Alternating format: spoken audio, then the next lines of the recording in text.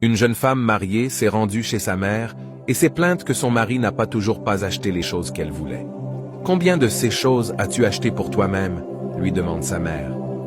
Elle est restée silencieuse et a dit « Mais c'est mon mari ?» La mère lui répondit « As-tu déjà découvert les choses que ton mari veut que tu lui achètes ?» Elle continue en lui disant « Il m'a fallu des années pour vraiment savoir que les hommes pleurent aussi. Je prenais mon mari pour un super humain. Je le vois quitter la maison tous les jours et revenir pour subvenir à nos besoins.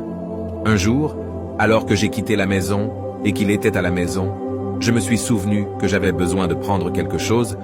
Je me suis retourné et en rentrant chez moi, j'ai essayé de passer par la porte arrière qui était plus proche de la fenêtre de notre chambre. J'ai entendu mon mari pleurer comme un bébé demandant à Dieu de m'aider à trouver un travail pour que je puisse l'aider à se défendre pour la famille. Il ne s'est jamais plaint à moi auparavant, mais ce jour-là, j'ai craqué en larmes en réalisant que mon mari avait tenu beaucoup de ses douleurs seul. Les hommes essaient toujours de cacher leurs douleurs. Les hommes peuvent être fauchés financièrement et prétendre avoir tout. La plupart des hommes sont mariés, mais ils ont une vie solitaire. Parfois, demandez à votre mari de sortir avec vous. Les hommes ne sont pas toujours occupés comme les femmes le pensent. Vous devez comprendre que votre mari a des douleurs et des besoins aussi. Ne le jugez pas sur les choses que vous voulez de lui.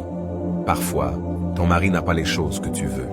Les hommes ont aussi des besoins émotionnels et des problèmes. Les hommes pleurent encore d'amour.